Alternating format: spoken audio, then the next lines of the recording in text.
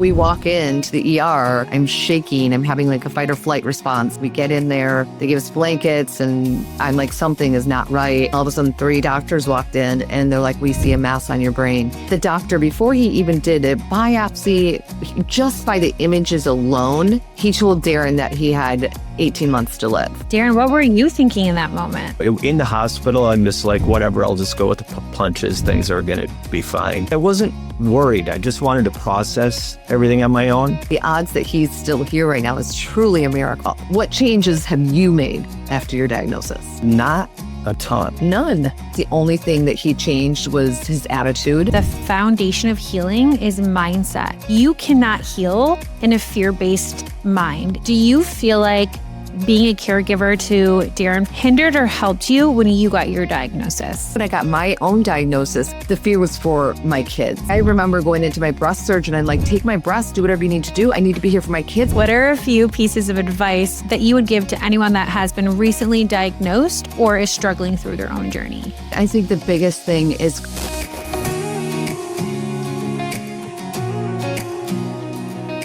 Hello, friends. Welcome back to Cancer Proof Living. I'm so glad you're here. Hi, I'm Michelle, an 8-year non-Hodgkin's lymphoma cancer survivor, mom, and integrative nutrition health coach. After cancer, I wanted more than just survival, so I built the healing roadmap I couldn't find.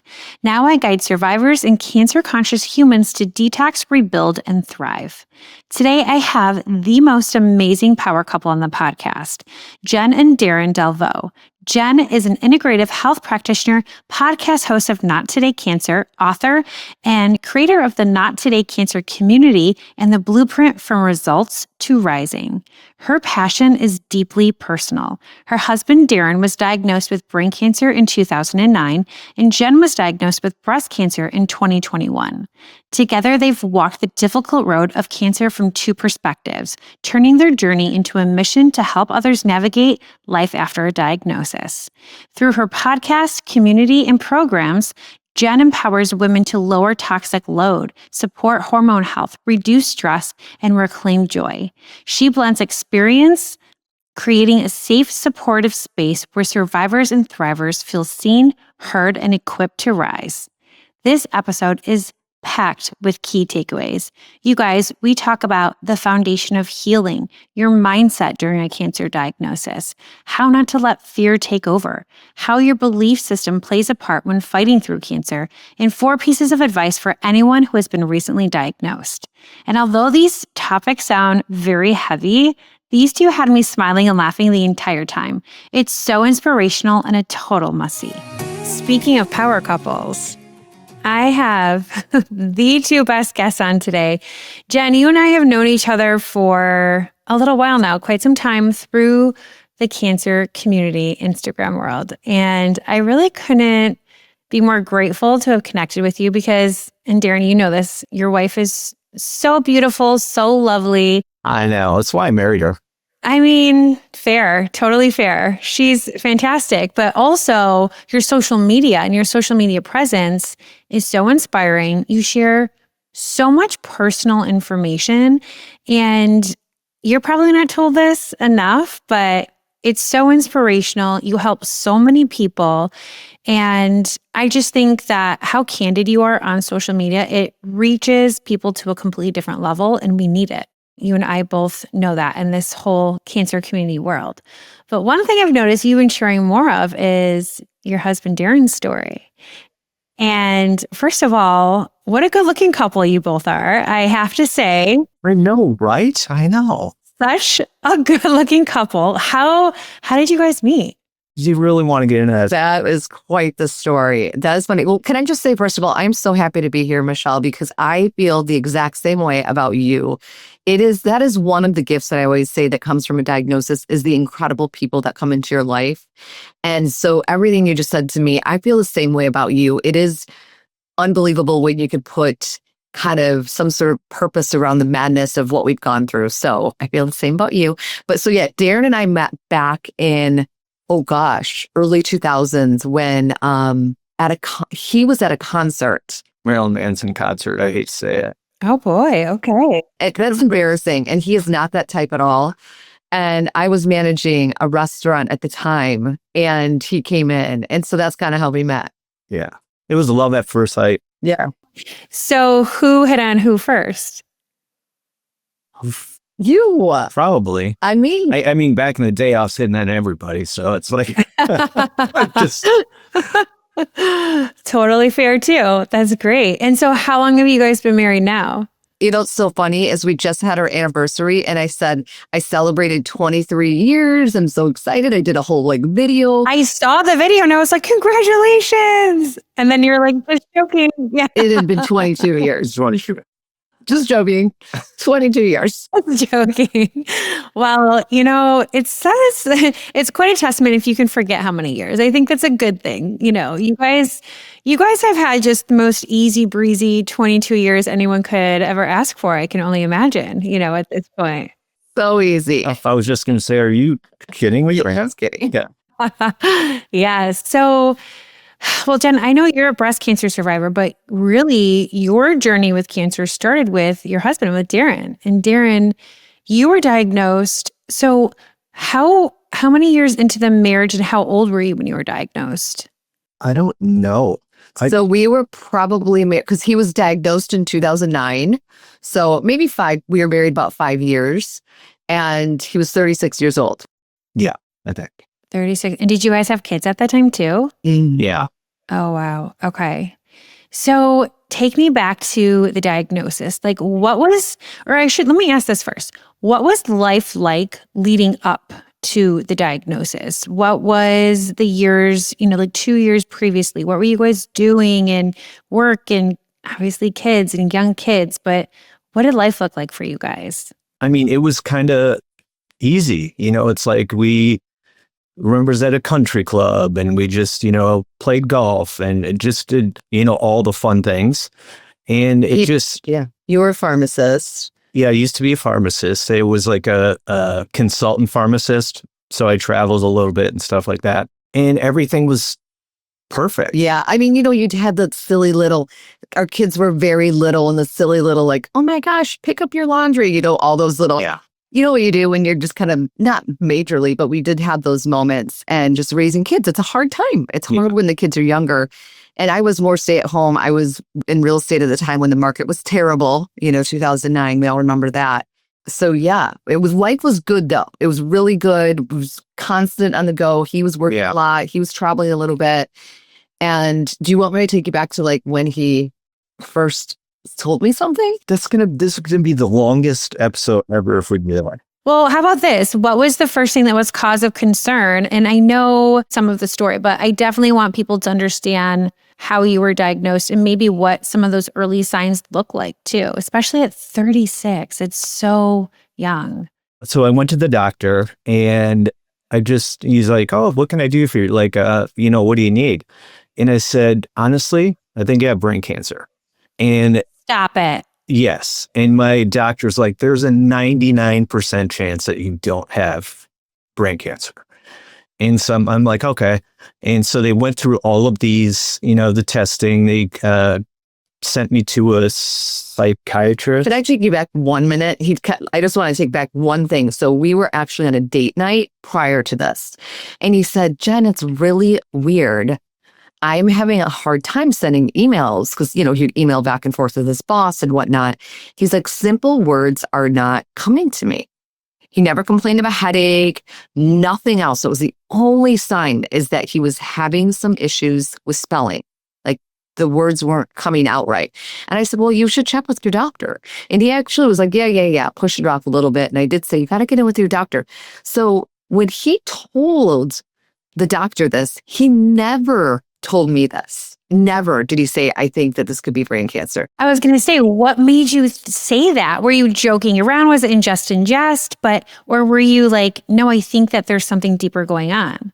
I didn't really know because I don't know at what age things start kind of losing your, you know, some of your communication. And so I was just thought I was having just some issues. I thought maybe I was tired. I thought all the kind of things. So why did you think brain cancer? because I was like, why else? There's got to be something going on. So I thought maybe it was like I needed to go on some medicine or whatever. But I was kind of joking, but I was also kind of like maybe ruling it out. I just didn't want to worry her also. I knew there's something going on, but it just wasn't right. He didn't feel right, but you didn't worry me so much. So yeah, it was actually, so they put him through a psychological evaluation where he honestly did really well in everything, but Can I say something? he failed miserably on the short-term memory. Yeah. Can I say something? So they put me through an IQ test, 131. That's super high. That's amazing. I mean, I know. badge of honor right there. I just had to say, He likes to brag about his smartness. As you should. That's fantastic. So yeah, there was some short-term memory issues going on. And he said, clearly there's something organic going on. So why don't we schedule this MRI? We do not think it's anything, but we're just going to do it to rule everything, rule anything out. So they scheduled that, they schedule MRIs around the clock. So it was scheduled at 9 p.m. on my birthday. on her birthday. I remember on your birthday, which is just, It was crazy. We go out to dinner and had a glass of wine. I had been checked with his doctor. They said that's fine. And we were going to meet with friends afterwards. And all of a sudden he goes in for this MRI. And I remember thinking, this is taking longer than what the tech had said. Like, what's happening? And then I was just kind of like roaming the hallways and I looked down and I saw the tech coming. I'm like, where's Darren? Like, why is he coming to me right now? And I was like, Darren was probably worried because it was taking longer, because he's always like thinking about me and it was my birthday. And he said, I'm going to take you back into the dressing room. And all of a sudden, Darren walked into the dressing room with an IV in his arm. And I was like, what is happening? And he said, I don't know. They see something. So we're going up to the ER. So I'll never forget that walk. Like, how were you feeling in that moment? Well, this was my first MRI I'd ever had. Now I've had like what? 1 million. Something like that. But it was the first time. So I didn't know the protocol. I just thought, this was normal. They give you an IV. I didn't really know because you were getting more information than I was. They were kind of hiding the information from me. Yeah, they didn't tell me anything. You walked in and said, I don't know, they saw something in my brain. So we're going up to the ER. Okay. So we walk into the ER. It was in the hospital. So we walk over there, or they walk us over there, and I'm like so scared. I'm shaking. I'm having like a fight, the fight or flight response. Completely, my nervous system is all out of whack. We get in there, they give us blankets, and I'm like, something is not right. And on those, They were being so nice to us. yeah, so nice. And all of a sudden, 3 doctors walked in, and they're like, we see a mass on your brain, and I didn't see anything else.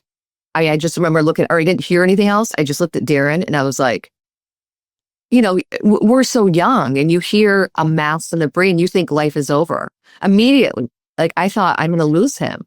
Darren, what were you thinking in that moment? I was kind of in, not shock. I was still kind of calm So with the whole thing. I don't know why. The first time that I kind of started to reflect on it was when we got home.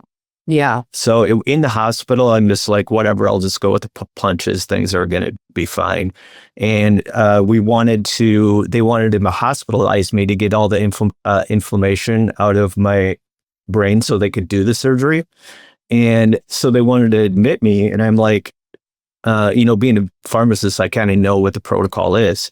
And I said, so I'm like, can I just take some prednisone, get the swelling down and do it at home? The same kind Yeah. of. Okay. Yeah. So we did that. And I was kind of silent, I think, for a couple days, but I wasn't worried. I just wanted to process everything on my own. Yeah. Totally. Well, it's a lot to process. It's a lot to process. That's an MRI that's life-changing. Your entire life completely stopped in those moments. Both of you are so loving and worried about one another, but you just don't know what that means in the moment. And it's one of those unfortunate things too. We all know, because we've all been diagnosed, that when you do get diagnosed, it doesn't mean you know what's going on. It doesn't mean you know the stage. You don't know what it is. And so you're just kind of sitting there stunned, like, okay, I have cancer. So I don't even know how to process it, because we don't even know how to move forward with it too. It's very, very difficult. Yeah. I remember when we went to, Darren was so stoic throughout. I was a mess. a mess. And he was just so strong and good. And we went to the first surgeon. And this is why I always recommend getting a second and third opinion. We didn't know back then. We didn't know what we were doing. And the doctor, before he even did a biopsy, just by the images alone, he told Darren that he had 18 months to live. Darren said, he asked, like, what's my prognosis? And so the doctor, the surgeon, assumed it was going to be a glioblastoma, which if you look at stats, which again, the stats lie. A lot of people outlive the stats. And they immediately thought it was going to be a glioblastoma. But Darren said, in that moment, I remember I'm breaking down, my sister's there to help. And he's sitting up there and he said, well, that's not going to happen because I have young kids and I need to get them through high school. That was the goal. Get them through high school. And that was like your knee-jerk reaction is no, I don't accept this. Wait, so it wasn't a glioblastoma? Not from the start. They told us it was, but They assumed it was. Did you ever end up getting it biopsied to find out? And that's when they were able to stage it and then say exactly what it was? Yeah. So after the first surgery, then they sent it off to the biopsy. And that's when it ended up being a grade 2.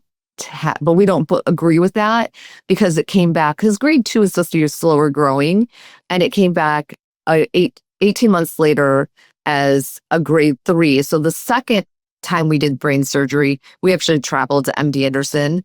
I now did my research. I now had full understanding of getting your team is really important, a really good team. So that is when it was a grade 3 astrocytoma. And then in 2019 is when the third brain surgery turned into glioblastoma. But again, so they categorized him as a glioblastoma in 2019. Well, about 2 years after that diagnosis, they actually, across the whole tumor board, everywhere in the United States, they changed his grading, or they changed his diagnosis from glioblastoma to grade 4 astrocytoma, because what they have learned is that when a tumor presents at a lesser grade, then it doesn't act the same as a glioblastoma from the start. Interesting. Wow. And that, first of all, it's kind of crazy too that they didn't even know with all of the shifts and changing going on. And years later, you're still figuring out what it is, which is hard too, because how do you put stats around something that is kind of changing and you don't know what it is? That's a really good point. But gosh, I can only imagine, at least for me, like, knowing what it is, knowing how to attack it, like the plan of action brings a little bit of comfort in those harder moments, or just how we move forward, how we put one foot in front of another. And it sounds like because there was shifts and changing in the diagnosis, it may have been hard to do that. Was the plan always surgery and then I'm assuming radiation? yeah, both sides. And so I had 2 rounds of chemo. Mm-hmm. Well, they inserted it was called a chemo wafer on my first surgery. Unfortunately, because it disqualified me from a lot of clinical trials.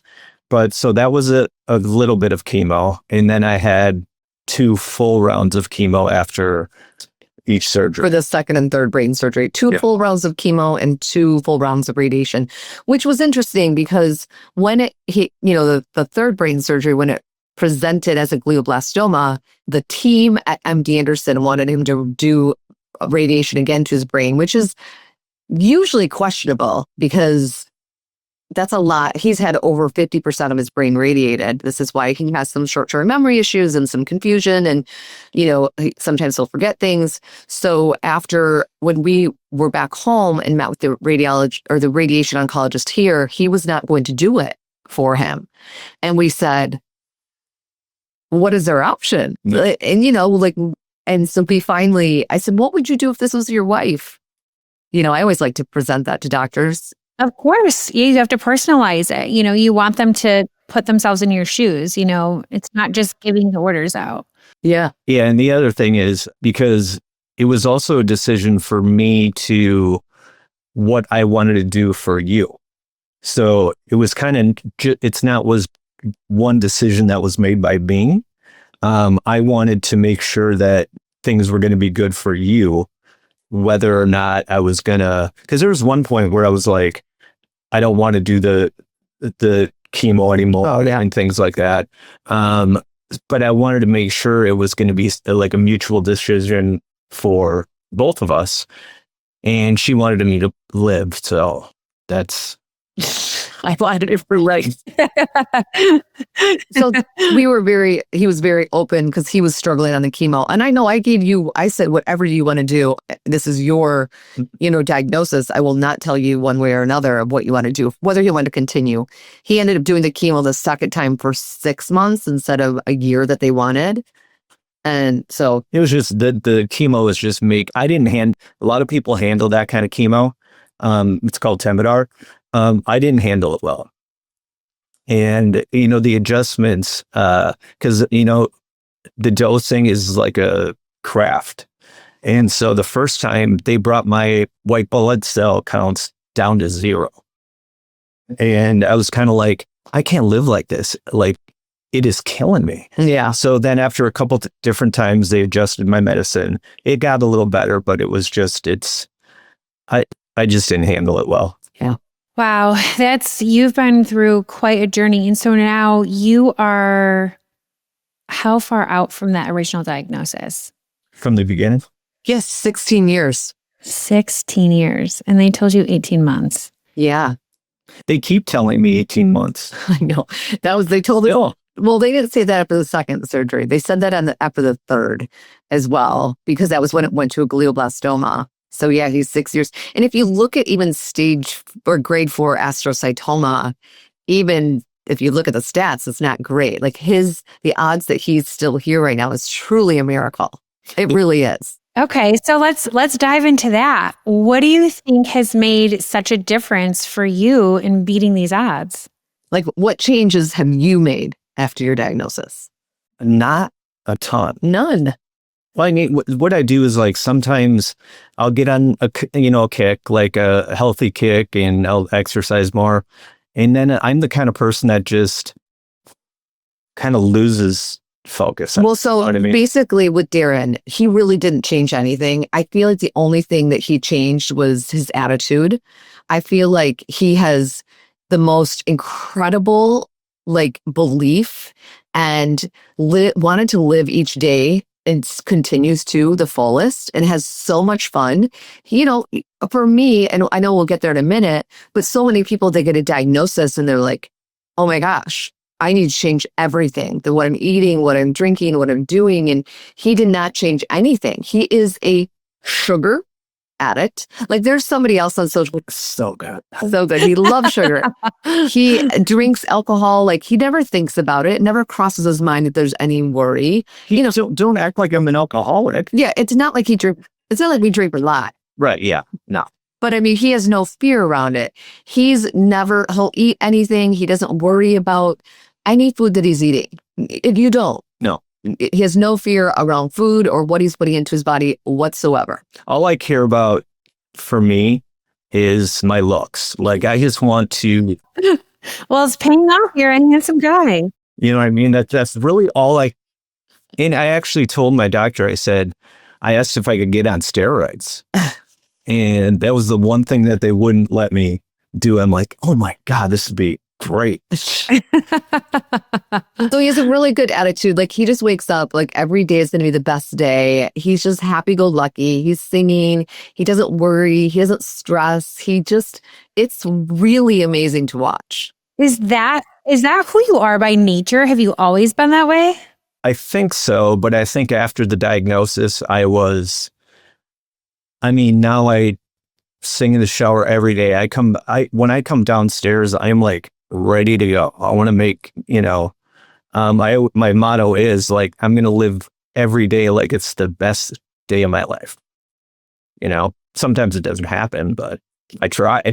Well, of course, all you can do is control what you can control. And I think that's just incredible, because you've been faced with a diagnosis that is so life-changing, right? And you've gone through different chapters throughout your own cancer journey, and to have just this unwavering belief in this foundation, it kind of goes against everything Jen and I talk about, actually. It really does. Yeah.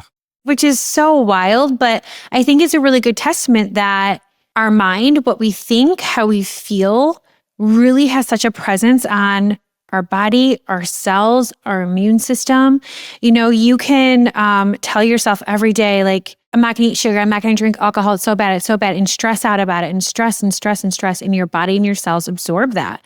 And that fear like trickles throughout your whole body. And obviously there's data now that supports all of this, but there hasn't always been data to support that versus someone that's drinking the green juice and doing all the yoga and doing all the deep breathing. But there's still this like level of fear that's living inside of them that is driving it. And it's almost like what you focus on, right? You know how if you ever like driving a car or like driving a race car, how they teach you how to drive a race car, they say, put your eyes on where you want to go, not where you're going, not on the wheel, not around all the obstacles around. Keep your eyes forward and focus on the curve coming up, and your car always follows. Your bike always follows. And I think it's the same thing with the mind and the body. It always does follow. But you just hearing your story is not only is it inspirational, but you're giving so many other people hope and strength and faith that they aren't one of the statistics. We, unfortunately, when we're diagnosed, we are kind of given all of this information. A lot of it's very negative. A lot of it's very heavy, and it's hard to stay positive. It's hard to keep your faith in it all. At least for me in my diagnosis, it 100% was. Fear can absolutely take over. So I don't know. I think it's quite beautiful that you were able to preserve this mindset and really focus on just moving forward and being there for your kids and your wife, because I hear it in your voice how much you love Jen and just didn't want to worry her and making sure she's okay and set up. Like, that's all a really big driving force too. It's a part of the belief system that plays a part in it all, right? I did want to say something like, so the way I live my life, it's not like how everybody should live it. I mean, I do eat sugar. I don't do the same things, and I'm not going to recommend people to live kind of the lifestyle that I live. But I'm kind of lucky. But you're lucky because you don't have that fear. Yeah. But as far as like, I'm not going to say, oh, I can go, Darren did it, so he can have sugar, and Darren does it, so yeah. I don't want to recommend that kind of stuff. No, I totally hear you. It's a good disclaimer for sure. It's your journey. And I think everyone should do that, right? We should all eat and act according to our body, our bioindividuality. It's not a one size fits all approach for anybody, and everyone's diagnosis is different. So I think it's a good disclaimer. Nothing. So I can only imagine being married, newly married, having young kids during all this time. This had to affect your marriage. It had to have. How did you guys fight through this and cope, especially in those really dark, scary moments? Yeah, this was something we really had to work on and overcome, because in the beginning, when I talked about, we were, living life, running around, nitpicking at each other, like, pick up your clothes. When he first got that diagnosis, it was like a moment of, oh my gosh, I could lose him at any moment. And I had never felt that before. So one thing it did right away the first time is it made us not worry about the little things. We stopped worrying about anything. We lived like, if he wanted to go golfing with his friends, he went golfing with his friends. It was like we just chose to live after that initial diagnosis. Like none of the little stuff mattered. It just didn't matter anymore. It wasn't a thing. It wasn't in the back of your mind. All of that you could let go and really be free with each other. Yeah. And then when it came back the second time, that was a little bit trickier, because what happened was he had a stroke after that second brain surgery and had a lot of issues. So for about an entire year, he was on chemo for a year, radiation. He was sick like 3 weeks out of every single month. There was like one maybe good week, and he was a shell of himself, and I became his caretaker. Yeah. So our roles changed. We were no longer husband and wife. There was no intimacy at all. It was literally, we were in survival mode for him. And I truly thought, and I remember my mom coming to me, because there was at one moment after that second brain surgery where we didn't think he was going to make it after that stroke, because they were going to this was 5 days after brain surgery. They were going to give him Coumadin. I remember the pastor of the church came and talked to me. It was really rough. So I truly did not think in how sick he was that he would last over a year. And I mean, I thought maybe a couple of years. I remember my mom coming to me like, you need to be prepared. And so we didn't have that connection anymore. Well, all of a sudden, fast forward a year later, he's improving and he's doing better and he's a man. And he's like, all right, let's go. And I'm like, wait, go where? Do what? What? And I'm like, I was his caretaker. Yeah. And I lost that love and feeling. You know, I loved him more than anything, but we were just changed. And so we ended up going to therapy about it. We shared everything. And Darren was like, this is happening. We are doing this. And I think this is why a lot of relationships don't last, is because they don't do the work. So we did the work and went to therapy a lot. And then we started dating again. Mm-hmm. And we started just having the best time. And it was so fun. And we became husband and wife again. And we're really close. And this third brain surgery, we knew what to do. First of all, he didn't have a stroke. He did so much better, the third brain surgery.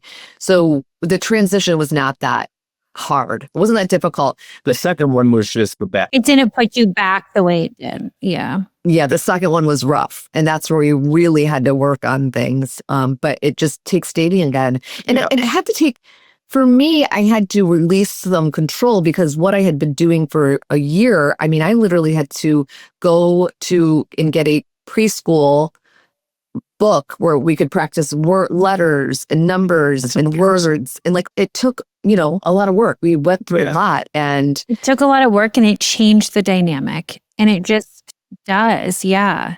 Jen, I was a caregiver with my mom. And so, not that it's the same. It's not the same in any way, shape, or form, but she had strokes and I had to take care of her in the same way. I can only imagine, as husband and wife, how that dynamic changes, and just, that protective sense comes into play.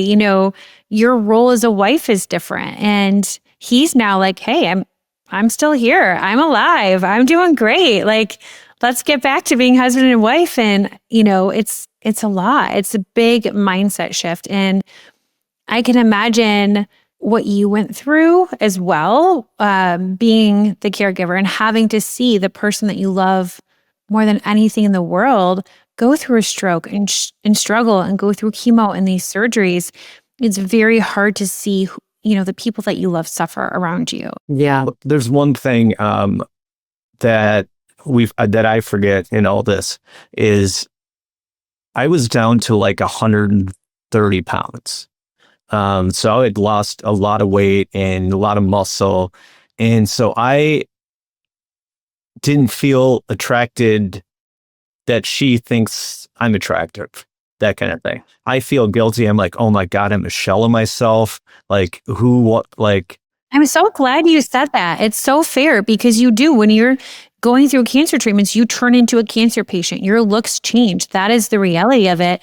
And to hear it from like a male perspective, I think is just really important because it's not just women that feel it, it's men too. And that's a really, really great point.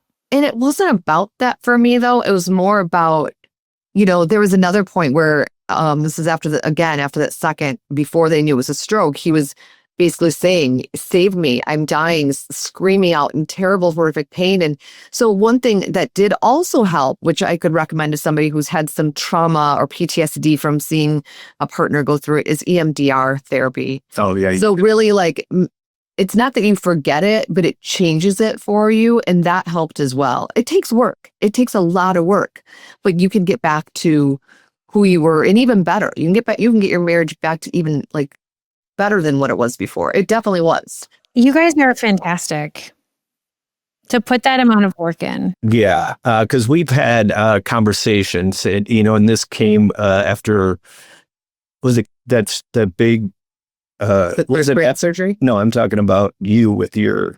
Oh yeah, we'll get there in a minute. Oh, okay. But one thing we did have too is, so when we found out it was glioblastoma, or now it's grade 4, but at that time it was glioblastoma, and we thought we only had 18 months left with him. And I remember I was making dinner. He was just finishing chemo, so he's feeling a little bit better. We put on music. He actually had a glass of wine with me, and we had the most beautiful gut-wrenching conversation we've ever had in our lives. Yeah. He talked to me about death, and he talked to me about how he was okay with it. He talked about what he wanted to happen at his funeral. We picked music. We had like these crying, laughing, loving. It was hours long. And it was a moment that I was like, most people never get this moment to have this conversation.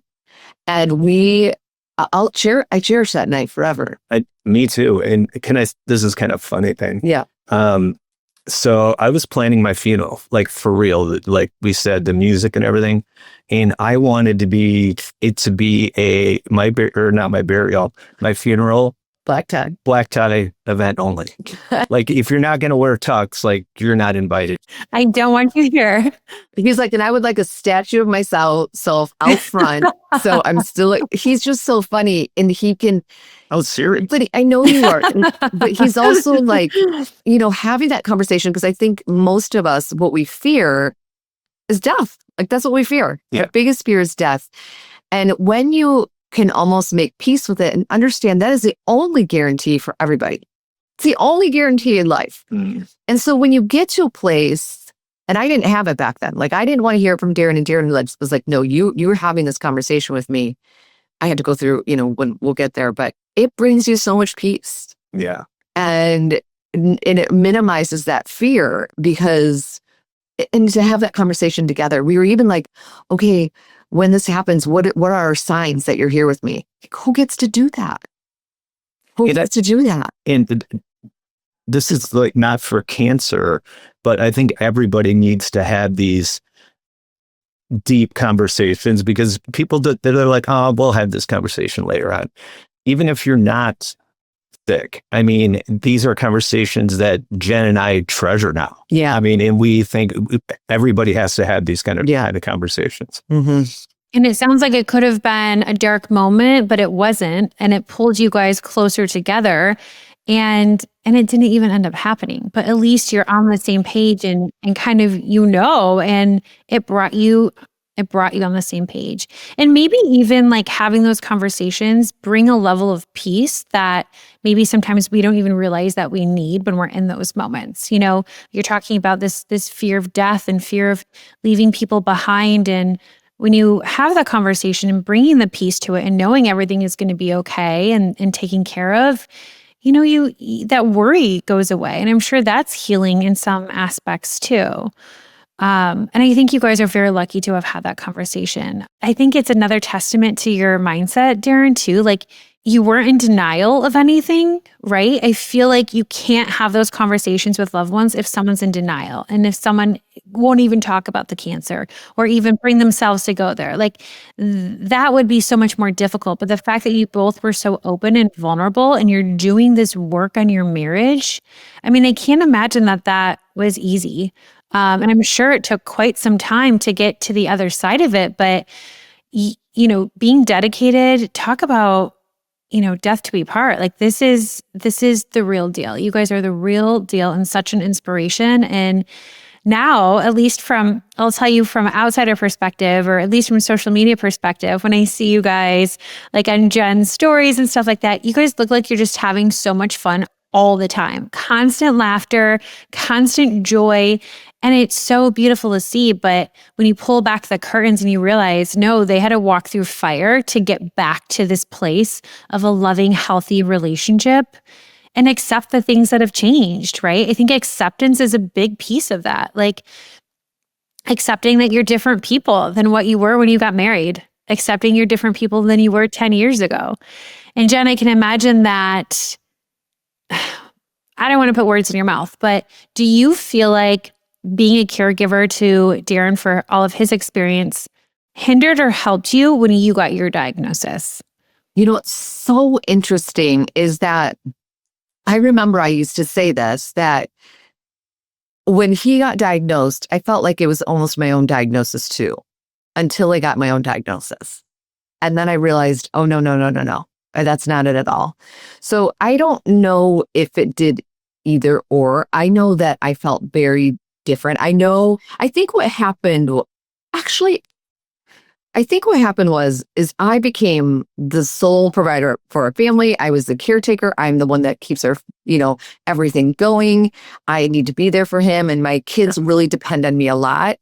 And so I think when I got my own diagnosis, it wasn't the fear of like, oh my gosh, for me, the fear was for my kids. And like I remember going into my breast surgeon and like, take my breast, do whatever you need to do. I need to be here for my kids. My husband has brain cancer. Like that was my initial thought. Like I can't leave my kids.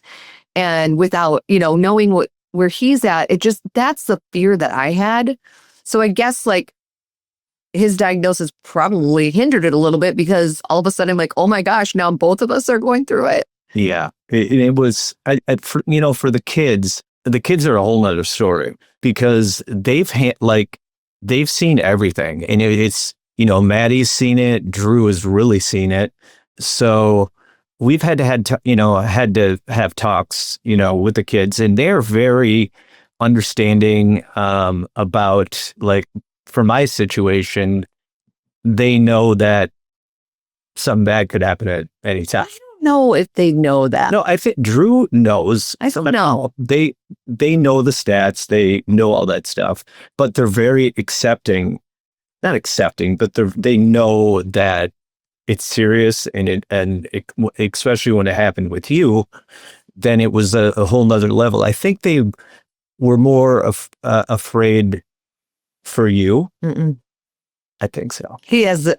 It's so funny. I remember I going, wait a minute, because I've been through it for a long time. I mean, the resilience around this family that you guys have built. And I can imagine, Jen, as a mother, like even when you get diagnosed, just thinking, oh my gosh, now I have to deliver this to my kids, another piece of information to my kids.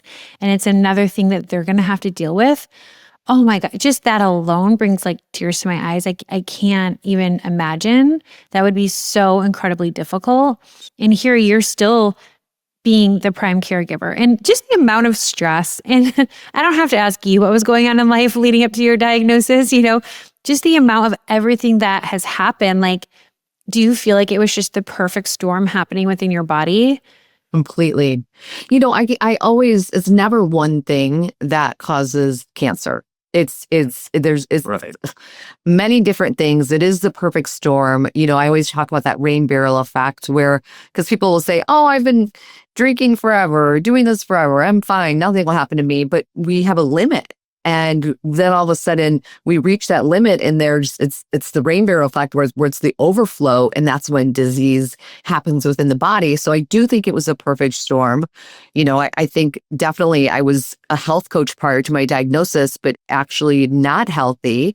I was more, worried about fitting into the skinny jeans and protein, and not thinking about like, oh, fruits are really good for you. It's not sugar. Oh God, I was just eating protein bars. But it's also what we're fed, and the marketing and the information that we had, like even though, you're a health coach and you were as healthy as you could be, and that you probably thought that was health, right? That's what's kind of being fed to us. So it's hard, especially I think in the last 5 years, there's been so much more information that's come out and so many more changes that have happened. But prior to that, it was always the low fat and fitting into the skinny jeans and just the most ridiculous, food concepts out there that we all took on, not realizing. But it's also like, well, when we take that on and we also have an incredible amount of stress and genetic issues and things like that's what creates the perfect storm, because it's not, like you said, one thing, it's a million things that are swarming around our body, and our body just gets to a point where it's like, it happened, Yeah. So you were diagnosed with breast cancer how long ago now? It was 2/22/21. It was invasive ductal carcinoma, stage 1, grade 2. So I did a lumpectomy. We got the Oncotype score back, which categorizes whether you need chemotherapy or not. And it was on the table. I was in that gray area where I thought for a couple of weeks I would be doing that. But my oncologist felt comfortable with, because I was premenopausal. So she felt comfortable with shutting down my ovaries, so forcing me into menopause, and then putting me on an aromatase inhibitor, which, so that's the route I went. And but I knew for me, when I was first diagnosed, like completely different than Darren. I had so much fear, so much fear. And again, because I wanted to be here for my kids. And I thought, But you also just saw everything he went through too. So your experience with cancer is completely skewed because that's what you know of it. correct.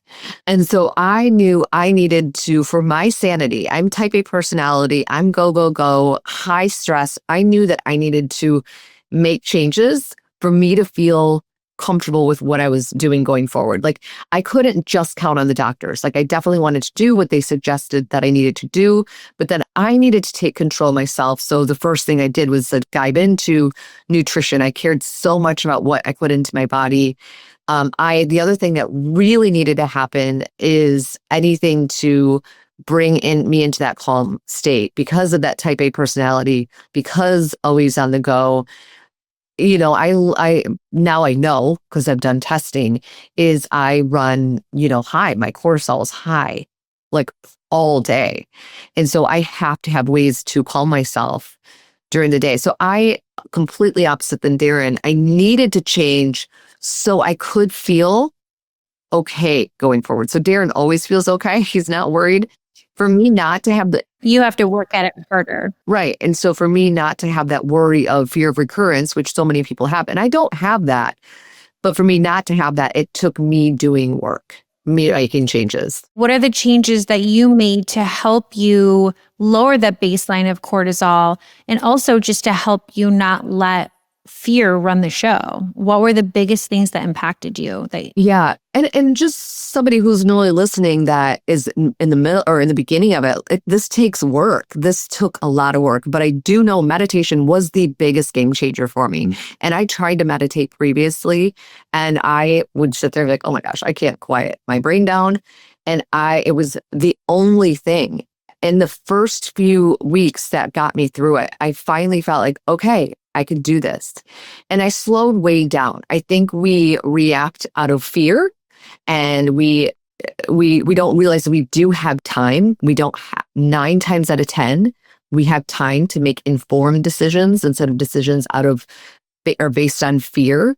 So I really slowed down. I got outside more. I got into nature. I looked around. I started walking. Instead of beating myself up in the gym, I started loving on my body and doing more restorative type workouts. I wanted to try all the things. I did acupuncture, just anything that would bring me into a calm state. Yeah. But don't you think that you overdid it to the point sometimes where Not at the beginning. in the beginning? No, I needed that. I needed that to feel peace. What he's saying is I definitely got to a place where I was not living my life. Like doing too much and letting it consume you. Totally. Yes. I put myself into a cancer bubble, which I like to call it, where I was afraid to live life. Fear of, we'd go to this party or this get together and oh my gosh, what if they don't have the right food there? Or what if there's cocktails there and if I don't drink it, they're going to think I'm weird or, like all those things. So I would avoid life. And I did that for a little bit. I worried about in that situation. It was the one time that we were going to her sister's house and we were just going to have a little party and she was worried about food. And so she brought her own little thing of food and even I don't know her sister noticed it too. And she's like, yeah. I actually can relate to that very much. I'm also very type A.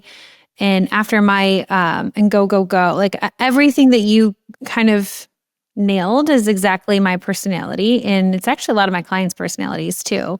So it's interesting, but I saw this in myself and I see it in my clients. There's a period, and it's usually 1 to 2 years after a diagnosis, where we get so hyper-focused on what we can control. Because we all know it's great to watch everything, but we also know it's very imperative to have balance and not to create stress and fear around food and around all of the lifestyle changes that we're making. And I think that we get so scared of cancer coming back or cancer taking us away from our families or whatever the case is, that we just hold on to this sense of control. And also through a lot of therapy, I realized that it's just a trauma. It's a trauma response. Something that we felt was so out of our control, like cancer, came in and disrupted our life from A to Z. And one way, because we were out of control in that situation, now we want to control what we can, and it can go to the obsessive side. And I've absolutely been there. I used to be obsessed with reading food labels and understanding every single thing that I was putting in my body. And, it became just so focused on it. And I remember, like, even in my head, I was like, I know I'm going a little crazy. Like, this feels a little crazy. And, you get the side eyes from like my dad and my husband, and they're kind of looking at me, and I'm like, you haven't been through what I went through. You're not allowed to judge. You're not allowed to talk. And that was it. But I had to process it myself. And I think that a lot of people do too, like especially when you don't have a lot of help or cancer coaching or anything like that, telling you, hey, this is normal. It's okay, but there's a healthier way to do it. It's so easy to get stuck in it. Darren, when Jen got diagnosed, what was going through your head? Were you guys just in such complete shock and disbelief?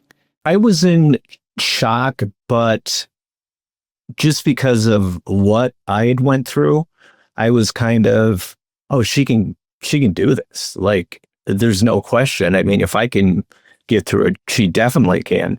And the other weird thing, though, is I don't understand breast cancer's categorization, The staging of everything. Is really complicated. It's so complex. I agree. Yeah. I really couldn't help her as far as, like, I guess what she needed. I didn't even understand the seriousness of it. And sometimes I still don't, because it's, I don't, she's like, you're HER positive and this. I'm like, I don't even know what that means. Yeah. So you have to remember that he also has brain cancer, which affects his brain, and true understanding of what I'm going through and how to help. And like I had my sister come to appointments because he wouldn't been able to write things down and have a true understanding. And, he also forgets. So he would forget what I was going through. So my family did have to step in and help a lot because, and nothing against him. I just know his brain doesn't work properly. But the interesting thing about my kids, how he was talking about that earlier, when I told my kids, they were like, oh, you're going to be fine.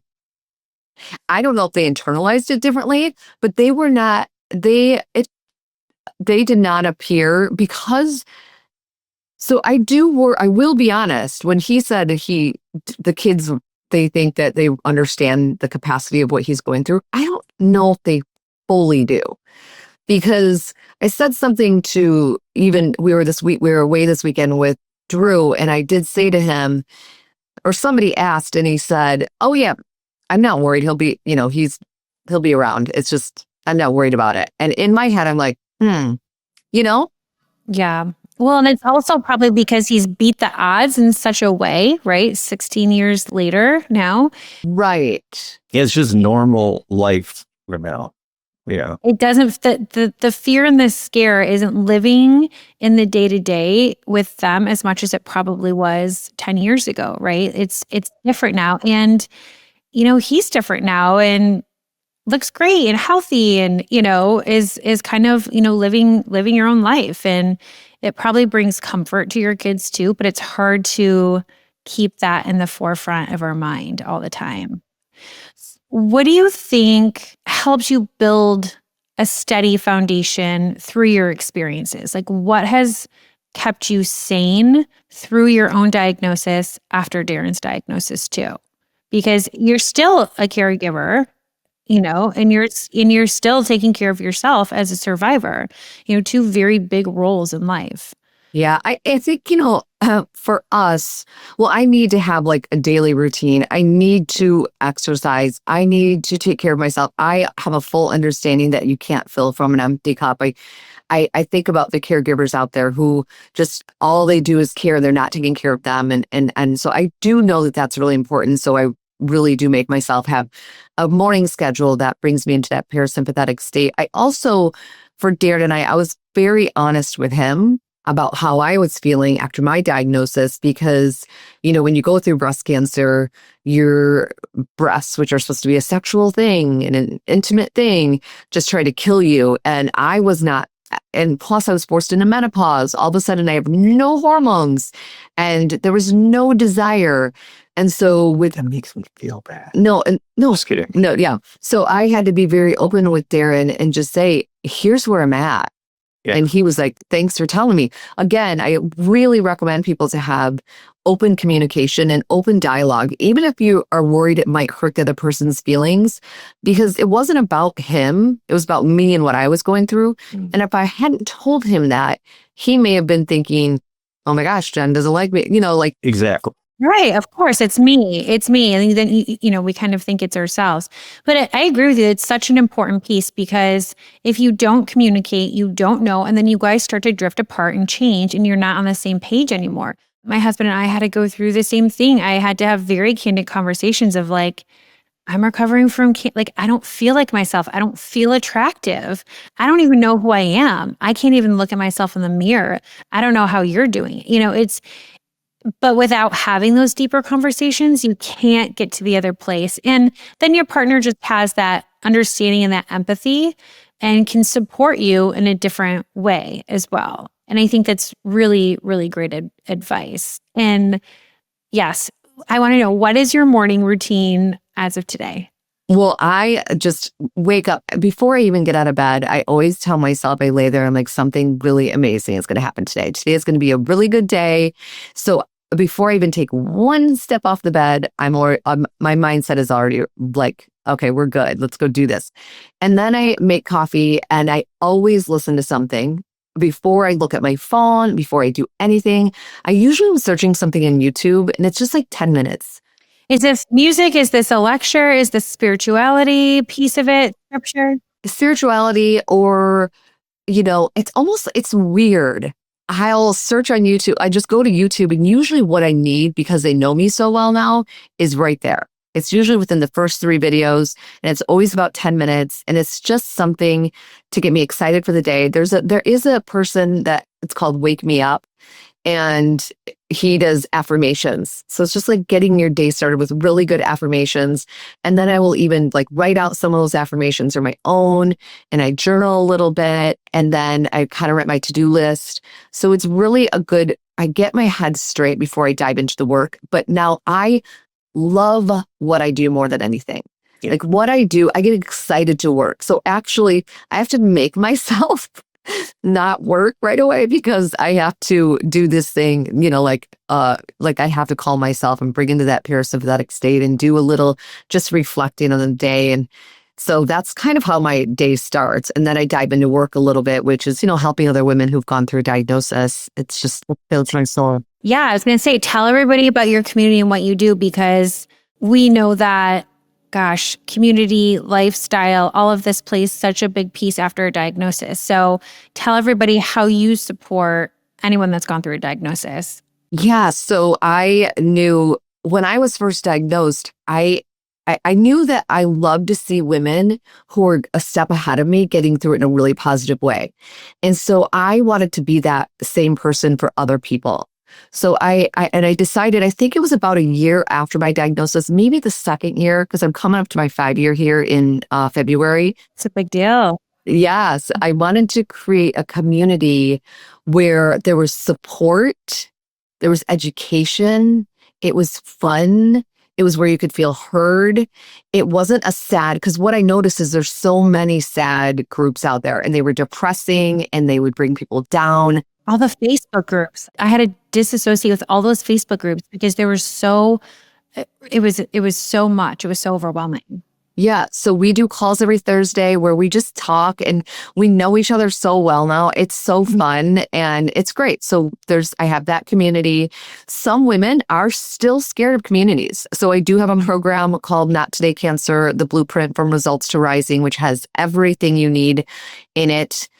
From when you're first diagnosed, I've got meditations and their recipes, like all the things.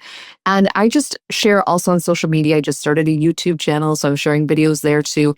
Anything I can do, I always think about what did I need?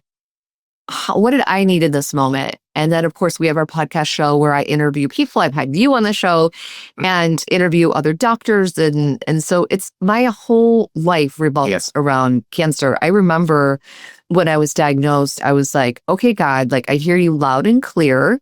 Like I'm on this earth to be a light for other women that have gone through a diagnosis. And that's what fills my soul.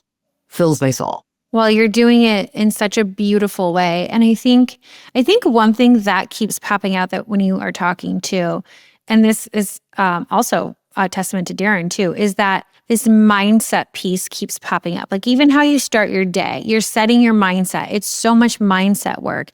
And I truly believe, and I think you do too, that the foundation of healing is mindset, and that you cannot heal in a fear-based mind. You cannot heal in the middle of stress. Really getting your mindset in the right place is the foundation for healing. You're not only setting your body up physically to heal, but to stay positive going forward, to rewire the internal talk that's going through our head. These are all just such important things, not only for cancer survivors, but for everybody, even for prevention.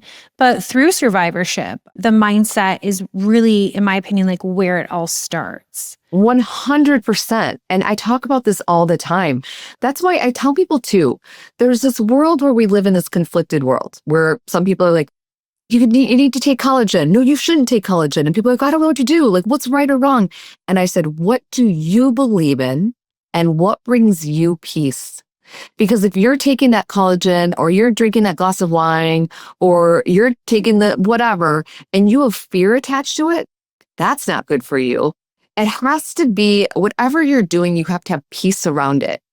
And I even think about, I'm reading this book, or I'm like halfway through, Mind Over Medicine. And again, this is never to say not to do medicine, but this is bringing in that mindset piece of it, because there's so many times where the placebo effect is real. Yeah. Like, there's these sham surgeries where people were having issues with their knees, and they literally went into the surgical suite. They were put under, they thought they were about to have a surgery, or they think they went through a surgery, and they really didn't. They made incisions to look like they did, and they now walk perfectly. The other side of it too, I've heard the other side of it happening where someone was wrongfully diagnosed with liver cancer and things like that, and they passed away 3 months later, and he ended up not having liver cancer or kidney cancer or whatever it was. So the opposite is completely true too. So it's such a testament to what our mind can do and how powerful it is. And I think that we need to, sorry to cut you off, but I think that we need to get out of this mental state of just medicine is medicine, it cures all. It's a whole body healing process when you are trying to change the environment of which cancer grew in. You have to, and that's everything, the mind, including the food, including the exercise, and your belief system. All of that, is so incredibly important. It's not just one thing, and it's not just medicine. It's everything that really heals us and puts us on a better path forward.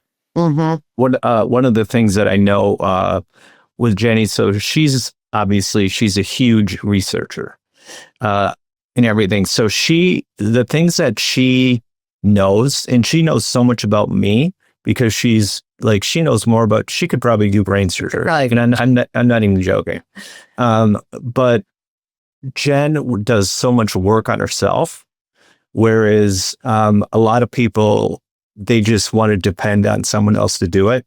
But you dive in and you help yourself. Yeah. You do all the right things. Some things you don't agree with, like sometimes you want, real medicine. Sometimes you don't. It's all your kind of the way you want to handle it yourself. Mm-hmm. So there's no right or wrong way, because some people will be like, oh, I can't believe you did, you get MRIs. Well, Jen wants to get MRIs. If other people's don't, that's fine. There's, it's choices. So we live in our life. I mean, the bottom line is nobody knows what's going to happen. None of us know. So you have to do the things that bring you joy. Because I will get like, oh, you live in this toxin-free world, but yet you get your nails done. And I'm like, Well, yeah, you know what? I do.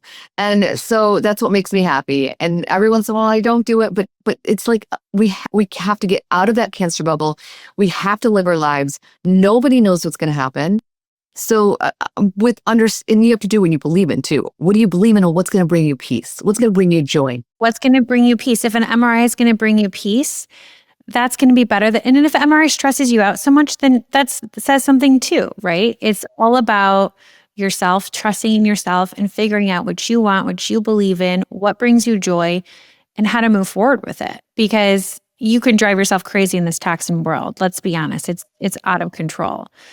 Okay. So as we wrap up here, since you two are just the absolute best, thank you so much for not only being on the show, but being so candid about your marriage, about your diagnosis, about both of your cancer journeys.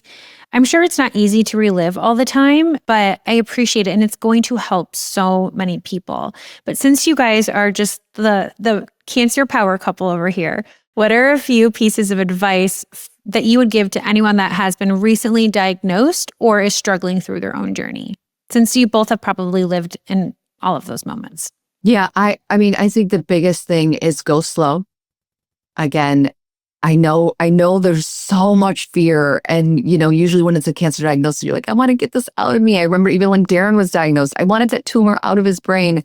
9 times out of 10, we have some time to make informed decisions. Mm-hmm. I think the second thing is to feel all of the emotions, cry, get mad, get angry, be scared, feel it all. Don't try to shove it down.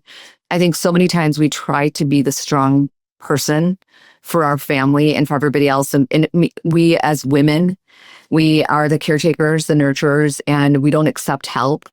Take the help, cry, because I feel like when you can release those emotions, gosh, that's so healing.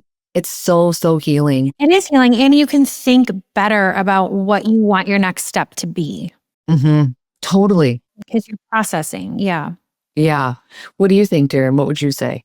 Definitely do get second and third opinions, because that's the first thing that was the one mistake that we made in the beginning. And I think there's another thing about choosing surgeons and stuff. You have to choose somebody that you like. Mm-hmm. No matter what, you have to get a good rapport with your surgeons and your doctors. So really take the time. If it's something that has to be done urgently, you still want to get an opinion or two. So no, that is such a smart piece of advice. There's so many times where I have clients that are like, I don't really like my doctor and we weren't on the same page and I knew I needed to do it. And they kind of gotten rushed through the process. I got rushed through the process. It's very easy to get rushed through the system and through the process. But I love what you said, Darren. Having a good rapport with your doctor, you want your doctor to be on the same page and be like, we got this. We're going to get through this. I'm going to get you to the finish line. Trust me. Just hearing that from a surgeon, from a doctor, from anyone that's leading you down this next path is going to be so comforting. And if somebody doesn't have the same belief system as you, if that doctor doesn't, maybe it's not the right doctor for you. You want to have that united front. It's all energy that's going to be going inside of your body. You don't want to be more fearful going into any kind of situation. So I love that. I think those are 3 really, really strong suggestions and 3 takeaways that people could really use. So thank you for sharing that. And there's one more thing I want to hit on is I like my doctors to be realistic for me also. I don't want to just hear, oh, you're going to be fine in this. I want to know, what my chances are so I can exceed it. But see, so here's what I'm going to just say. One thing is that depends on your personality. Yes. Because I don't want to know that, because we were just talking about, the placebo effect. And sometimes, so you have to know your personality and who you are. Yeah. Because I would not want to know that. That is not something that I could handle. Darren is a very unique individual, and I don't know if a lot of people could take that. So you have to take that with a grain of salt and where you're feeling, because you don't want that to trigger more fear. I felt so comfortable when my surgeon said, you're going to be fine. That's what I needed to hear. In fact, I even tell people, don't if you let's say like I did radiation, and yeah, there's controversy about radiation, or like I'll be reading a book and and I don't want it to trigger more fear of what could happen down the road, because I really do think that, going back to the mindset, it's so powerful. So I skip the things that I don't want to read, and I stick with what I believe in. Yeah, I think that's totally fair. That's a good devil's advocate right there, playing both sides of it. And Darren, it sounds like you're someone that's like, this is a challenge. You say this and I'm going to leap over that, right? It's more of a challenge and it's a motivating factor. But for some people, it could be an overwhelming factor or trigger more fear, right? So understanding too, like through a diagnosis, getting quiet and understanding, what do I need in this moment? What is going to help me or be my guiding light throughout my journey? Do I need the comfort? Do I need the tough love? Like, what do I need? And then kind of going and picking doctors and choosing a team that's going to fit those buckets that you really need, because it is different and people are different too. So I think that's fair. Oh, and by the way, if you want more free tips, advice, or anything like that, check out Jen's Instagram, because she has put so much free information out there. If you have just been diagnosed, not only do you get free downloads and free resources and handouts, but just the tips, the changes, the suggestions, adding more fiber, if you have the MTHFR gene, like all of the things she puts out there in social media. So her page is such a wealth of resources. So check her out. Also, they have their own podcast, Not Today Cancer, right? Yeah. It used to be a different one. It was called Mr. Worldwide and His Bride. And it was, so we totally... That was before my diagnosis. Once my diagnosis, that's when we changed everything. But yeah, so our podcast is Not Today Cancer. And then my website is jendelvaux.com. My community is Not Today Cancer. Everything is Not Today Cancer. Mine's all about sports cards. So you don't want to follow him unless you want to know about sports cards. About the Detroit Tigers, right? Yeah. Yeah. I'm actually a Braves fan. Oh, okay. Well, your shirt says different. Because it's an old shirt. Well, thank you guys so much for being on. I really appreciate it. You guys have...